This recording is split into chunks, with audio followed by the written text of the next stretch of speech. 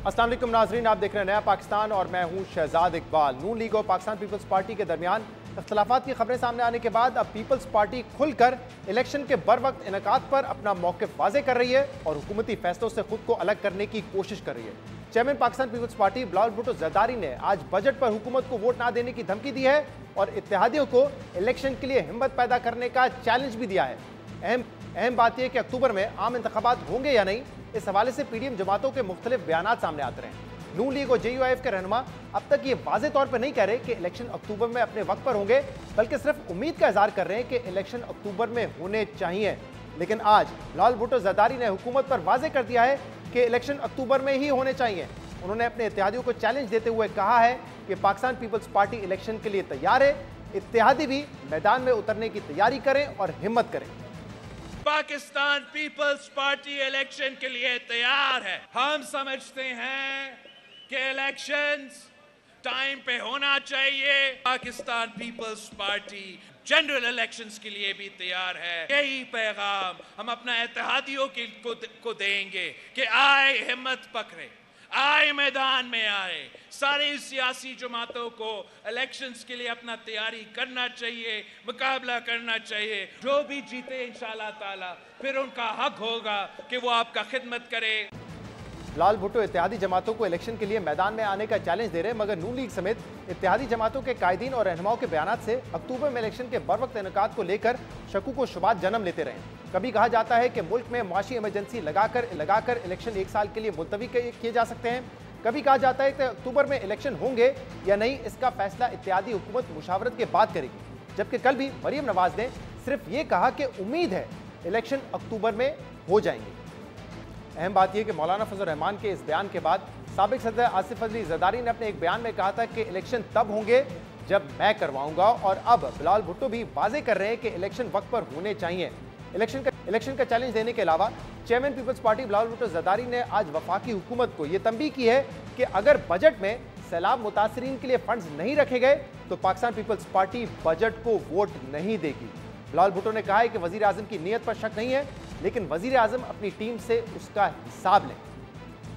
Pakistan Peoples party ने अपना high level committee वजीर आजम साहब और वजीर आजम की टीम के पास भेजा था कि आपके बजट जिस तरीके से पेश किया गया है, इसमें पाकिस्तान पीपल्स पार्टी का कम इनपुट है। जहां तक सैलाब मुतासरीन की बात है, मैं हैरान हुआ जब मैं बजट पढ़ रहा था तो ना आपके लिए ना किसी सूबा के लिए वफाकी हुकूमत ने सैलाब मुतासरीन के मुताबिक जो फंड्स रखने चाहिए थे वो मौजूद नहीं है। अगर मुस्लिम लीग ये चाहता है कि पाकिस्तान पीपल्स पार्टी भी इस बजट पे वोट डाले तो सैलाब मुतासरीन के फ्लड रिकंस्ट्रक्शन के खर्चे के बगैर ये हो नहीं सकता। बिलावल भुट्टो जरदारी ने आज कहा है कि बजट में पीपल्स पार्टी का किरदार बहुत कम है, यानी पीपल्स पार्टी अब खुद को हुकूमती फैसलों और खास तौर पे बजट से अलग करने की कोशिश कर रही है। हम इन मामलों पे बात करेंगे, नून लीग का भी मौक़िफ़ लेंगे, लेकिन सबसे पहले पीपल्स पार्टी की सीनियर रहनुमा और कौमी असम्बली की मेंबर नफीसा शाह साहबा हमारे साथ मौजूद होंगी। बहुत बहुत शुक्रिया नफीसा शाह साहबा, आपने हमें ज्वाइन किया। हमने देखा है जो इकोनॉमिस्ट और बिजनेस कम्युनिटी है वो तो इस बजट को लेकर तनकीद कर रही है, वो कह रहे हैं कि गैर हकीकी बजट है। IMF ने भी कहा है कि एक बेहतरीन मौका था टैक्स नेट को बढ़ाने का, ब्रॉड बेस करने का, लेकिन वो मौका गवा दिया गया। लेकिन पीपल्स पार्टी तो हुकूमत में है, तो फिर आप लोग क्यों तनकीद कर रहे हैं? आज बिलावल साहब ने कहा है कि हम वोट नहीं देंगे इस बजट में अगर सिंध को सैलाब मुतासरीन के लिए फंड्स ना दिए गए, और आपने भी कल ये कहा है कि ये गैर हकीकी बजट है, हमें कहा गया था इसमें मुश्किल फैसले करेंगे, लेकिन कोई मुश्किल फैसला नहीं किया गया है। क्या एक्सपेक्ट कर रही थी, क्या मुश्किल फैसले होने चाहिए थे इस बजट में? जो मैंने इतराज डाले वो बहैसियत फाइनेंस कमेटी की मेंबर, मुझे 15 साल हो गए हैं और हर 5 साल में मुझे पार्टी मदऊ करती है कि मैं इस कमेटी में बैठूं, तो बहुत क्लोजली चीज़ों को देखने का मिलता है।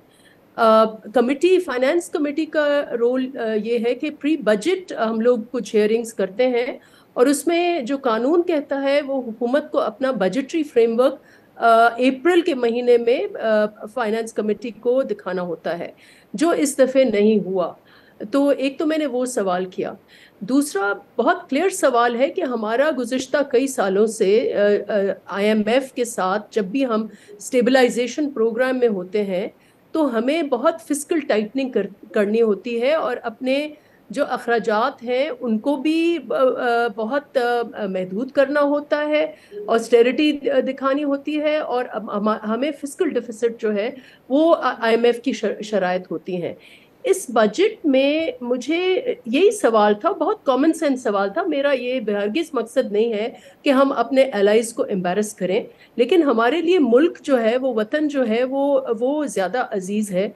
तो ये पॉलिटिकल पॉइंट स्कोरिंग नहीं थी, मेरा सिर्फ ये सवाल था कि आप 14,000 अरब का जो आपने एक्सपेंडिचर इस बजट का इतना एक्सपैंड कर दिया अपने बजट को, और एक्सपेंसेस आपने इतने एक्सपैंड किए हैं जिसमें आधे से ज्यादा तो आप इंटरेस्ट पेमेंट्स करेंगे, और फिर जो आपका जो जितना टैक्स आप जनरेट कर रहे हैं उससे ज्यादा आप इंटरेस्ट पेमेंट्स करेंगे। तो बाकी जो आप जो और जितने भी एक्सपेंसेस हैं वो आप खसारे में कर रहे हैं, वो आप डेट अपना जो कर्जाजात आप ले रहे हैं। तो अब उससे तो इतने आपने फजूल खर्चियां इसमें की हुई हैं, और उसमें ये नहीं लगता कि कोई आने वाला, इस वक्त हम अगर आप पाकिस्तान के पस मंजर देख लें तो हमारे पास वही पिछले 6 माह से 4 अरब डॉलर से ज्यादा स्टेट बैंक के पास नहीं रहते डॉलर। तो हमारा इंपोर्ट बिल जो है वो 1 माह का है। तो जब इतनी अर्जेंसी है, इतना अलार्म बेल्स है, we are in an emergency situation, तो मुझे तो बिल्कुल नहीं लगा कि कोई ऐसी सीरियसनेस इस हुकूमत में हो कि हम टैक्स बेस बढ़ाएं, हम अखराजात कम करें, हम ऐसा बजट दें जिसमें फिस्कल डिसिप्लिन हो, एफ को भी काबिल कबूल हो, लेकिन हमें अपने सस्टेनेबिलिटी के लिए भी कुछ बेहतर हो। आप कह रहे हैं कि ये मौका था कि हम टैक्स बेस बढ़ा सकते थे, अपने जो फिस्कल डिसिप्लिन है उसको लाते, क्योंकि हालात इस नहज पे पहुंच गए। तो क्या वजह है आपके ख्याल में कि हुकूमत ने ये इकदाम नहीं लिए?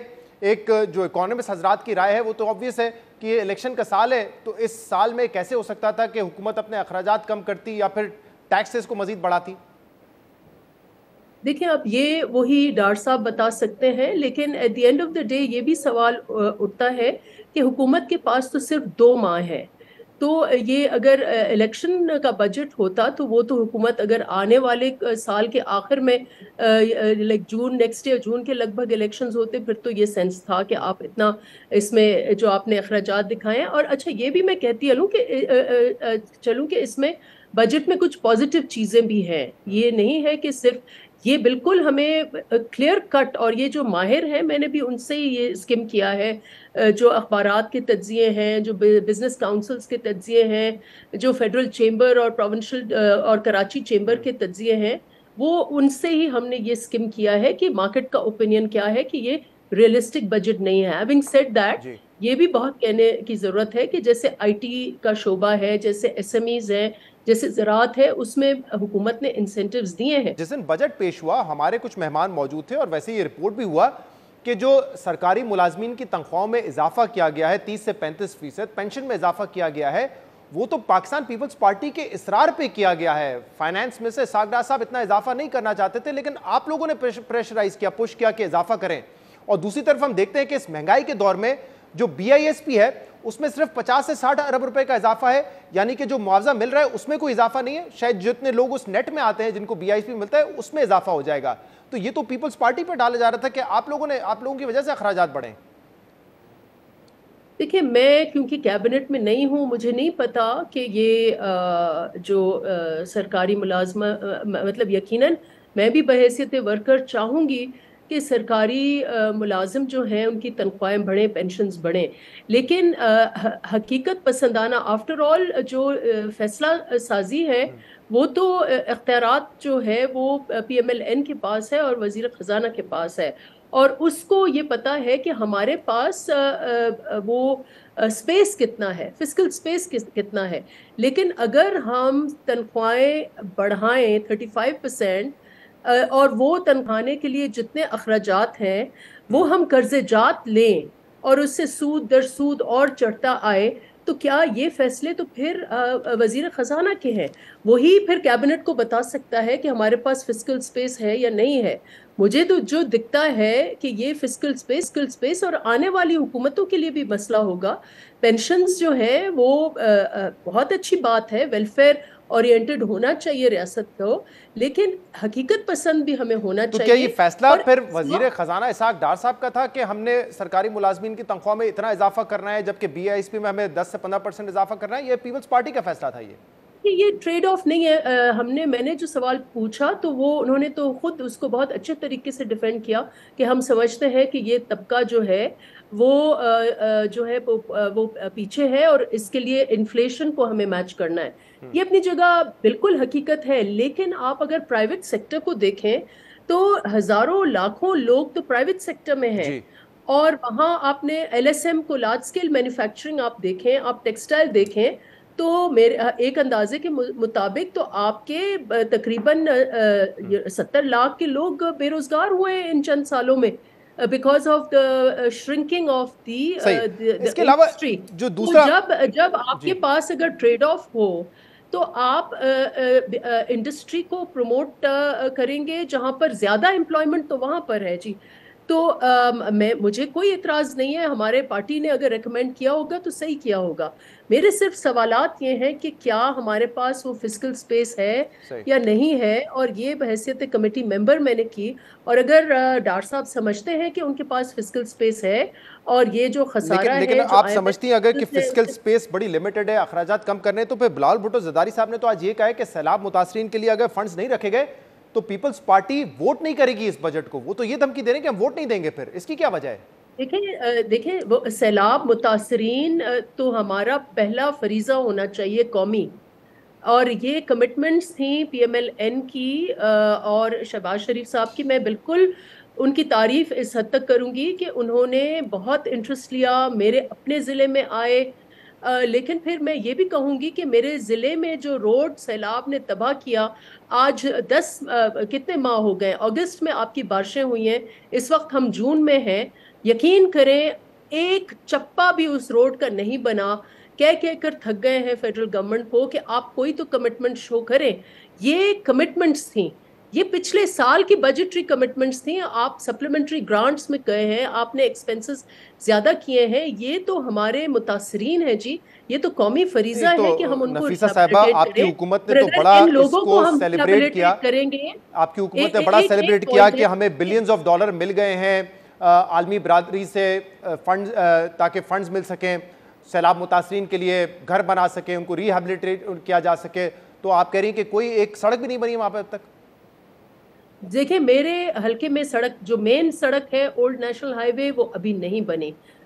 हमें, ये मैं नहीं कहती, मदद हुई है, सिंध हुकूमत की तरफ से हुई है, वफाकी हुकूमत से भी हुई है, लेकिन जो कमिटमेंट्स थी वफाकी हुकूमत की, 15 अरब रुपए एक था, फिर कुछ रिहेबिलिटेशन में उनको सिंध गवर्नमेंट का साथ देना था, वो कमिटमेंट्स जो हैं अभी तक वफाक ने नहीं दी। लेकिन मैं उम्मीद करती हूँ, क्योंकि चेयरमैन ने अपनी कोई कमेटी भेजी है, तो मैं उम्मीद करती हूँ शहबाज शरीफ साहब, पहले भी उन्होंने कंसर्न उनका रहा है और बहुत अच्छा उनका रहा है इसमें रोल, तो मैं उम्मीद करती हूँ फ्लड के हवाले से वो करेंगे।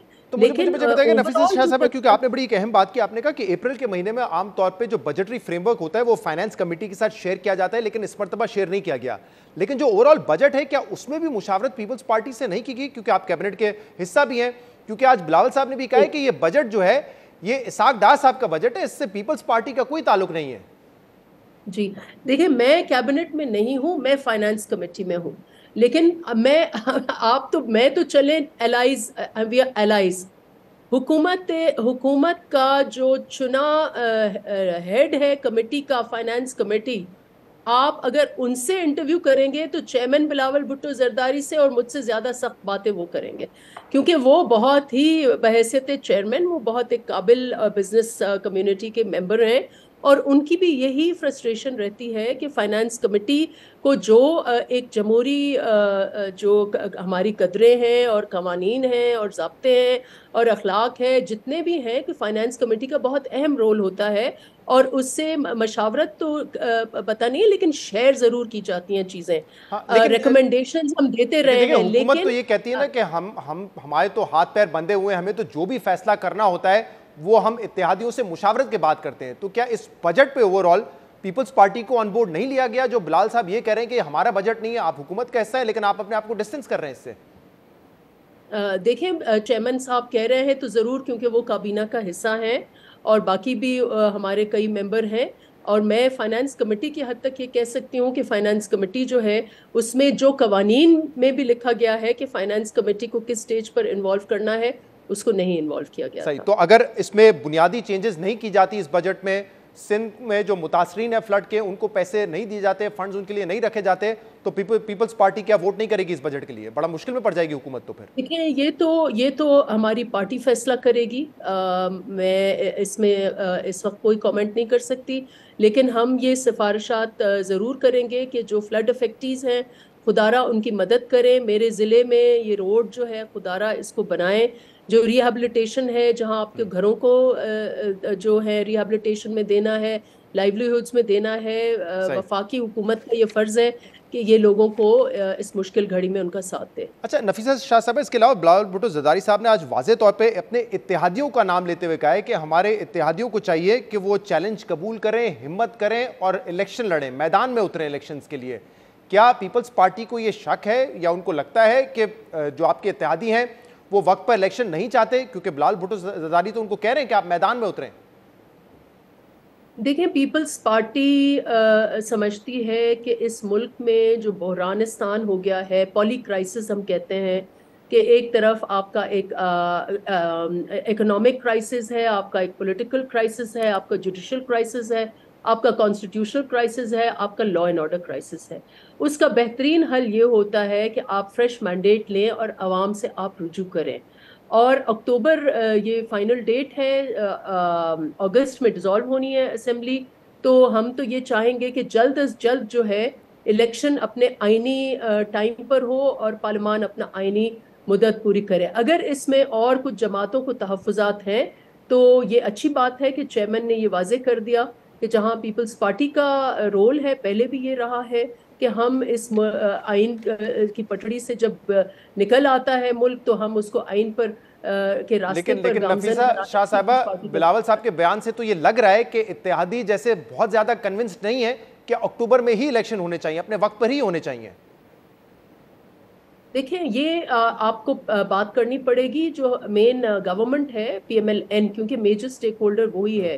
मुझे नहीं पता वो ये चाहते हैं नहीं, वो लेकिन तो ये मुझे कहते हैं कि यकीन उम्मीद है कि हो जाएंगे। कल मरियम साहबा ने कहा उम्मीद है कि वक्त पे हो जाएंगे। अब उम्मीद कैसी, हाँ, देखिए, हुकूमत में आप लोग हैं तो उम्मीद उम्मीद तो नहीं होनी चाहिए। हमें आइन में उम्मीद की कोई गुंजाइश नहीं है। आइन जो है उस रास्ते पर हमें अगर चलना है, तो अगर, क्योंकि फिर ये अनप्रिडिक्टेबिलिटी इसमें आ जाती है। आपने एक गलत प्रेसिडेंट अगर कायम किया और आपने डिले किए इलेक्शंस, तो उसके सियासी असरात भी हैं। और उसके फिर इस वक्त जैसे हमने देखा कि मईशत के आपके हालात खराब हैं, आपकी पॉलिटिकल ओनरशिप कौन करेगा, लोगों को कौन संभालेगा। बहुत बहुत शुक्रिया। सीनियर रहनुमा नफीसा शाह साहब हमारे साथ मौजूद थी। एक ब्रेक के बाद नून लीग का मौक़िफ़ लेंगे, हमारे साथ रहिएगा।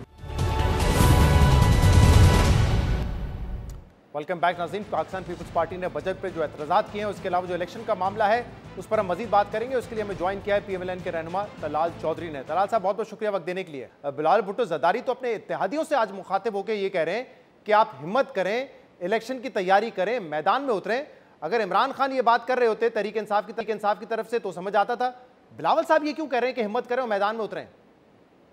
बिस्मिल्लाहिर्रहमानिर्रहीम। शहजाद साहब, आपको याद होगा कि ये जो कोलिशन बनी है और अदम एतमाद की ऑप्शन जो अडॉप्ट की गई है वो पीपल्स पार्टी की तजवीज़ पे की गई है।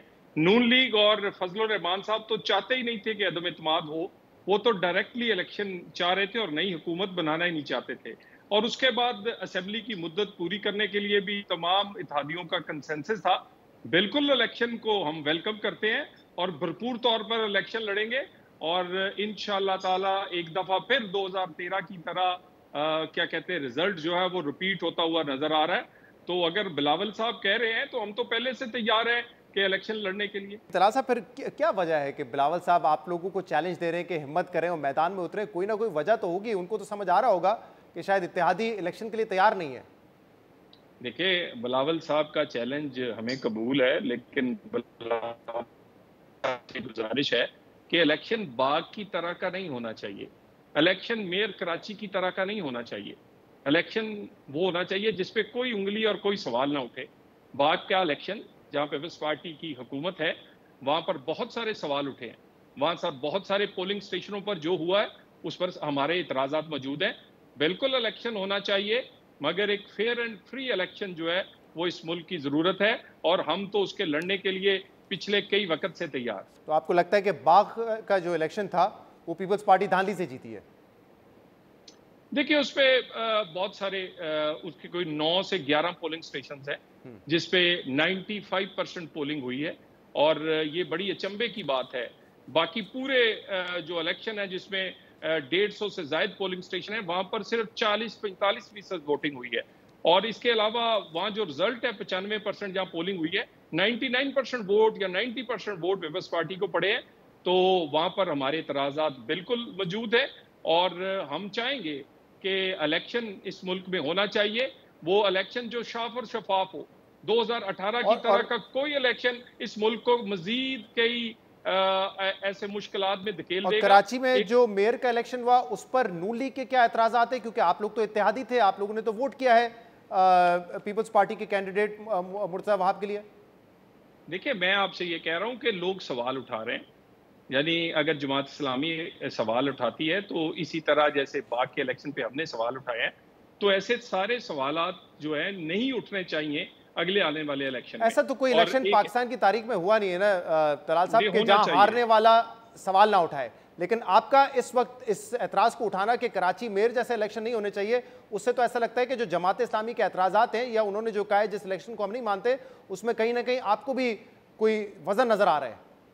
देखिए, गुजारिश ये है कि एक फेयर एंड फ्री इलेक्शन जो है वो होना चाहिए, और मैंने आपको बाग के इलेक्शन की एग्जांपल दी है।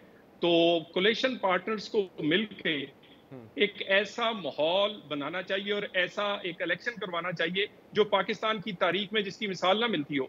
और हम समझ रहे हैं इस वक्त, क्योंकि ये इलेक्शन रीप्ले होगा 2013 का, हम लैंडस्लाइड विक्ट्री होगी हमारी पंजाब के अंदर। 141 कौमी असेंबली की सीट्स में हम मेजॉरिटी उसकी 90% इंशाल्लाह इस वक्त जीतने की पोजीशन में है। इसी तरह केपी और इसी तरह बाकी कई जगहों पे। सो हम तो चाहते हैं कि आप समझते हैं कि 2013 का रिपीट होगा ये इलेक्शन, लेकिन बाज लोग जो मुखालफिन है पीपल्स पार्टी के वो ये कह रहे हैं कि जो कराची मेयर इलेक्शन था वो ट्रेलर था 2023 का, और आप भी कह रहे हैं कि सवाल नहीं उठने चाहिए। तो क्या आपको भी लगता है कि जो मेयर कराची का इलेक्शन था वो सिर्फ ट्रेलर था और असल फिल्म जो है 2023 में रिलीज होगी? फिर देखिए, फेयर एंड फ्री इलेक्शन और किस जो भी इलेक्शन 2013 का रिजल्ट इस पर है। पंजाब सबसे बड़ी कंस्टिट्यूएंसी है पाकिस्तान की, जहां 55% सीट्स हैं, 141 तो फिर आउट ऑफ तलाल साहब ठीक है, वो तो वक्त आने में पता चलेगा, लेकिन फिर वो एतमाद नजर क्यों नहीं आता जब मरियम साहबा बात करती है कि हाँ इलेक्शन वक्त पे होने चाहिए? शहबाज शरीफ ये क्यों नहीं कहते एक दिन भी इलेक्शन अपने वक्त से आगे नहीं बढ़ेंगे? फजल रहमान साहब ये क्यों नहीं कहते कि इलेक्शन एक दिन भी वक्त से आगे नहीं बढ़ना चाहिए, गैर आईनी होगा? ये क्यों कहा जाता है कि सूरत हाल देख के फैसला करेंगे, मुशावरत करके फैसला करेंगे? देखिए, एक हम अकेले नहीं है इस हुकूमत में, हर चीज मुशावरत से हो रही है। मैंने आपको कहा है कि हम तो अदम इत्मीद के हक में ही नहीं थे, ना फजल रहमान साहब थे, हमें कायल पीपल्स पार्टी ने किया, और ये पीपल्स पार्टी ये ऑप्शन लेकर आई, और उसके बाद और हर जगह पर कंसेंसस किया जाता है। और उसके बाद जो बात है तैयारी की, मरियम साहबा जब वापस आई हैं उसके बाद वो एक दिन चैन से नहीं बैठी। पंजाब तलाल साहब आप कह रहे हैं हर चीज मुशावरत से होती है। अभी हमारे साथ प्रोग्राम में नफीसा शाह साहब मौजूद थी, कह रही थी बजट पे बहुत सारे हमें एतराज़ात हैं, फिजिकल डिसिप्लिन नहीं नजर आया, अखराजात को नहीं कंट्रोल किया गया। वो तो ये कह रही है कि फाइनेंस कमेटी से बजट नहीं शेयर किया गया, और आज बिलाल भुट्टो ज़रदारी साहब ने कहा है कि हमारा तो कम से कम रोल था इस बजट में, ये तो इसाक डार साहब का बजट है। आप कह रहे हैं तमाम फैसले मुशावरत से होते हैं। देखिए, गुजारिश ये है कि कैबिनेट अप्रूव करती है बजट को, उसकी अप्रूवल के बाद ये बजट जो है ये असेंबली में आता है। कैबिनेट में पीपल्स पार्टी मौजूद थी, मौजूद है। उसके बाद जो बात है कि कमेटी को ब्रीफिंग दी जा चुकी है, कमेटी में बजट जा चुका है। वो आप उसके बाद कि बजट से पहले फ्रेमवर्क मिल जाता है हमें नॉर्मली। गुजारिश सुन ले, उसके बाद हर जगह पर उनकी मुशावरत शामिल है। अभी भी कोई इतराज है, जैसे कि उन्होंने कहा कि सलाब जदगान के लिए तो शहबाज शरीफ ज्यादा फिक्रमंद नजर आए हैं। उन्होंने दौरे ज्यादा किए हैं, वो एक एक गांव गए हैं, वो बैनुल अक़वामी डोनर से फंड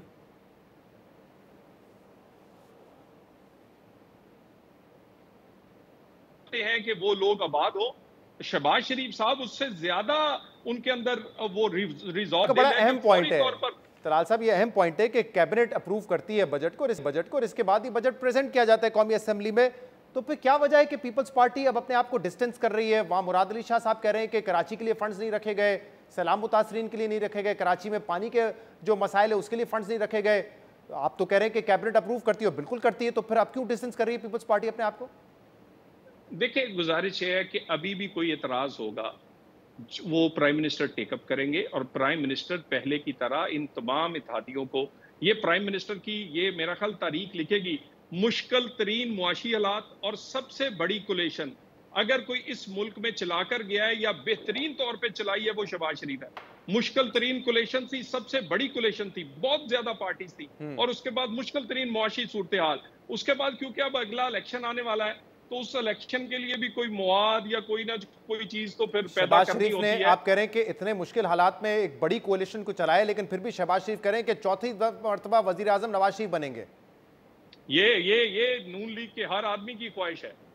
ये शहबाज साहब मियां नवाज शरीफ का वजीर बनना ज्यादा पसंद करेंगे, और ये इसमें कोई शक नहीं। लेकिन शहबाज शरीफ साहब ने प्रूव किया है कि मियां नवाज शरीफ ने जहां उन्हें नॉमिनेट किया था, उन्होंने मुश्किल तरीन मुआशी और बड़ी तरीन कोलेशन चलाकर दिखाया है कि वो इस पाकिस्तान लेकिन माशी हालात कोई ऐसे नहीं है जिस पर आप बहुत फखरिया कह सकें कि बहुत अच्छा चलाया है। और कल मरियम साहिबा ने कहा है कि छोटा बड़ा कोई भी फैसला शहबाज शरीफ ने किया है वो नवाज शरीफ के कहने पे किया गया है, वो नवाज शरीफ की मुशावरत से हुआ है। तो इसका मतलब जो इस वक्त माशी बहरान है जो कि बढ़ता जा रहा है, कम होने का नाम नहीं ले रहा, वो भी फिर नवाज शरीफ के मशवरों की वजह से हुआ है।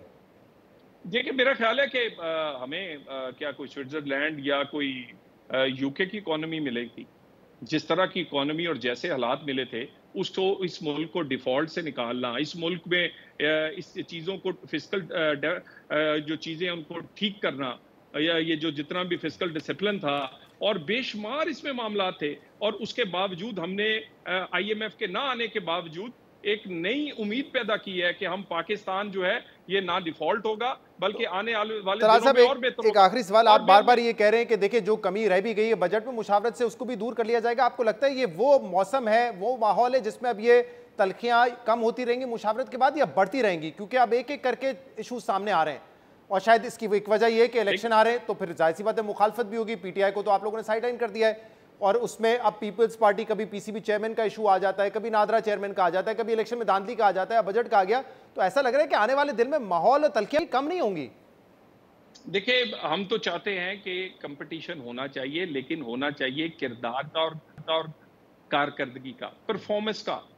ये बताएं कि इन्होंने सिंध में क्या डिलीवर किया, हम बताएं हमने पंजाब में और पाकिस्तान में क्या डिलीवर किया। ये फिलहाल ऐसा लगता है कि पीपल्स पार्टी आपकी कारकर्दगी से अपने आप को दूर करना चाहती है।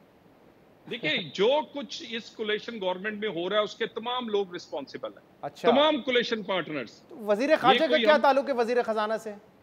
नहीं, देखिए, ये उन्हीं के वोटों से कोलेशन कायम है, और हर चीज मुशावरत से होती है। महंगाई की जिम्मेदार पीपल्स पार्टी है। IMF नहीं हुआ, इसकी जिम्मेदार पीपल्स पार्टी भी है। देखिए, पूरी की पूरी हुकूमत, उसमें तमाम लोग शामिल हैं, छोटी बड़ी जमातें शामिल हैं। नहीं, मुझे बताएं, महंगाई इस वक्त अगर 30% से ज्यादा है, उसकी जिम्मेदारी पीपल्स पार्टी पे भी आती है। IMF प्रोग्राम नहीं हो रहा, उसकी जिम्मेदारी पीपल्स पार्टी पे भी आती है। डॉलर 200 के नीचे नहीं आया बल्कि 300 के करीब चला गया, उसकी जिम्मेदारी भी पीपल्स पार्टी पे आती है। इसमें कोई शक नहीं, पूरी कोलेशन की हुकूमत है, हमारी अकेली हुकूमत नहीं है। डार साहब के फैसले हैं ये तो सारे। नहीं, देखिए, डार साहब कोई अकेले में फैसले नहीं करते, डार साहब कैबिनेट को आंसरेबल है। नहीं तो पीपल्स पार्टी से पूछ के मिफ्ता इस्माइल को हटाया था और डार साहब को लेकर आए थे। देखिए, तमाम चीजें जो लोग हमने नॉमिनेट करने, हमारी पार्टी ने करने हैं, अगर बिलावल साहब वजीर खारजा हैं और अगर कल बिलावल साहब पीपल्स पार्टी चाहे कि उनकी बजाय कोई और होगा तो हम एहतराम करेंगे। सो जो पोजीशंस एक दूसरे की है उसमें हम नॉमिनेट करते हैं, यानी नून पार्टी नॉमिनेट करती है, मगर फैसले मुशावरत से होते हैं। जो अच्छे बुरे जो भी इस हुकूमत चली है तमाम लोग उसके। बहुत बहुत शुक्रिया तलाल चौधरी साहब हमारे साथ मौजूद थे। प्रोग्राम में इसके बाद मज़ीद बात करेंगे, हमारे साथ रहिए।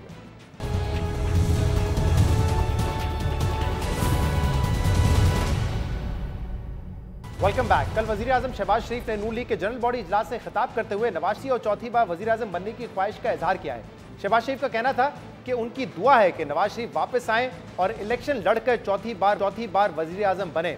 एक तरफ शहबाज शरीफ नवाज शरीफ की वापसी की बात कर रहे हैं, तो दूसरी तरफ हुकूमत नवाज शरीफ की वापसी और चौथी बार वज़ीर-ए-आज़म बनने की राह हमवार करने के लिए अमली इक़दामात भी कर रही है। कल सेनेट से इलेक्शन एक्ट तरमीमी बिल 2023 मंजूर हुआ, जिसे हुकूमत की जानिब से नवाज शरीफ की नाअहली खत्म करने की कोशिश करार दिया जा रहा है। कल पास होने वाले बिल के मुताबिक आइन में जहां नाअहली की मुद्दत मुतय्यन नहीं की गई है, वहां नाअहली की मुद्दत 5 साल से ज्यादा नहीं होगी। यानी आइन के आर्टिकल 62(1)(f) के तहत होने वाली नाअहली भी इस कानून के बाद 5 साल तक के लिए ही होगी। अहम बात यह है कि सुप्रीम कोर्ट का 5 रुकनी बेंच ये तशरीह कर चुका है कि आर्टिकल 62(1)(f) के तहत होने वाली नाअहली ताहयात होगी, जिसमें वजीर कानून आजम नज़ीर तारन ने कल हमारे प्रोग्राम में कहा था कि सुप्रीम कोर्ट की तशरीह अपनी जगह है, लेकिन ये कानून सुप्रीम कोर्ट की तशरीह से बालातर होगा।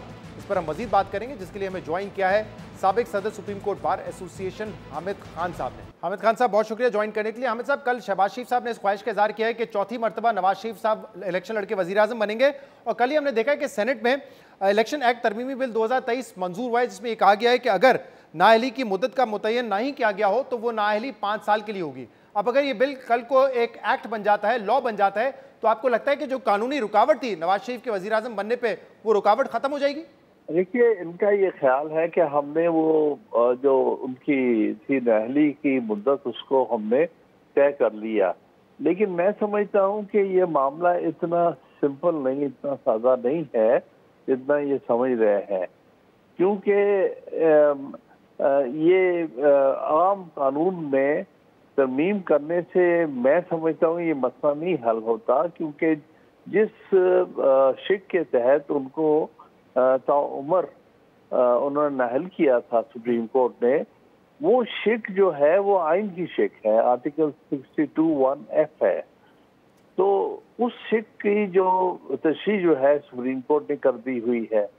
जब तक कि या सुप्रीम कोर्ट अपनी जो तशरीह है, अपनी जो इंटरप्रिटेशन है जो 2017 में उन्होंने की है, जब तक वो उसमें नजरसानी ना करके उसमें तब्दीली ना ले आए और इस बात पर ये तशरीह ना कर दे कि इसकी जो लिमिट है वो 5 साल तक या किसी महदूद वक्त तक हो सकती है, तो उस वक्त तक वो फैसला अपनी जगह मौजूद रहेगा और उसका इतलाक भी होगा। दूसरी बात यह है कि आम कानून से आप आइन की शिक जिसका सुप्रीम कोर्ट ने जिसकी इंटरप्रिटेशन और तशरीह कर दी है, उसको आप तब्दील नहीं कर सकते। उसका रास्ता एक ही था कि आप आइन में तरमीम करें और आर्टिकल 62(1)(f) में एक प्रोवाइजो दें और कहें कि इसके तहत अगर कोई नाअहल होता है तो वो 5 साल से ज्यादा उस नाअहली पर असरअंदाज नहीं होगी। तो फिर तो ये हो सकता था, लेकिन आइन की शिक जो है वो अपनी जगह मौजूद है। आमिर साहब, कल हमने लॉ मिनिस्टर आजम नज़ीर तारन साहब से भी इस पर तफसील से बात की और उनके आर्ग्यूमेंट में ये वजन था कि अगर कोई चोरी करे या कंटेम्प्ट ऑफ कोर्ट का केस हो, तब भी जो नाअहली है वो 5 साल की है। और यहाँ 62(1)(f) क्योंकि खामोश था, तो सुप्रीम कोर्ट ने उसकी तशरीह कर दी कि खामोश है, इसका मतलब लाइफ टाइम है। लेकिन वो कह रहे हैं कि उनकी तशरीह अपनी जगह, लेकिन एक मरतबा ये कानून बन गया है तो ये कानून बालातर होगा उस तशरीह पर। देखिए, बात ये है, नहीं, तशरीह से बालातर इसलिए नहीं होगा कि तशरीह जो है वो आइन की हुई है, आम कानून की नहीं है, नहीं ऑर्डिनरी लॉ की नहीं हुई। दूसरी जो उन्होंने एग्जांपल दी है कंटेम्प्ट ऑफ कोर्ट लॉ की, वो यहाँ पर उसका इतलाक इसलिए नहीं है कि वो आर्टिकल 63 की शिक के बारे में उन्होंने कहा। वहाँ वाजे कर दिया है उन्होंने कि अगर कोई सजा होती है तो उस सजा के नतीजे में जो नाअहली होती है वो उसकी लिमिट 5 साल है। तो यहाँ पर भी अगर ये कर लेते हैं, इसी तरह की शिक जो है आर्टिकल 62 में ले आते हैं और उसी में यही कह देते हैं कि अगर इस आर्टिकल के इस क्लॉज के तहत किसी को नाअहल करार दिया जाता है तो वो 5 साल के लिए होगा। तो उसके लिए उन्हें आईनी शिक में तरमीम करनी पड़ेगी आम कानून से। लेकिन वैसे इस तशरीह के हवाले से जो की गई थी 5 रुकनी बेंच की जानिब से कि अगर 62(1)(f) पे खामोश है, आइन के कितने साल की डिस्क्वालिफिकेशन होनी चाहिए और सुप्रीम कोर्ट ने तशरीह की कि लाइफ टाइम होनी चाहिए, आप इससे मुत्तफिक हैं? देखिए, वो उन्होंने कर दी हुई है। अब उसको 2 ही तरीके से तब्दील किया जा सकता है। एक के फिर से सुप्रीम कोर्ट तशरीह करे, दूसरी सूरत यह है कि आइन में तरमीम हो। दूसरी बात यह है कि सवाल यह है कि अगर इन्होंने अगर ये कानून वैलिड भी है, कल को अगर सुप्रीम कोर्ट के सामने चैलेंज होता और सुप्रीम कोर्ट अगर इस कानून को वैलिड करार दे देती है, तब भी उसका इतलाक आइंदा आने वाले केसेस पर होगा। जो पिछले केसेस पर उसका इतलाक किस तरह हो सकता है, जब तक के उसमें वाज़ेह तौर पर ये बात आईनी तरमीम में ना हो या सुप्रीम कोर्ट की इंटरप्रिटेशन में ना। बहुत बहुत शुक्रिया, बहुत बहुत। हामिद खान साहब हमारे साथ मौजूद थे। नाज़रीन, आज के प्रोग्राम में इतना ही। शो से इजाज़त दीजिए। अल्लाह हाफ़िज़।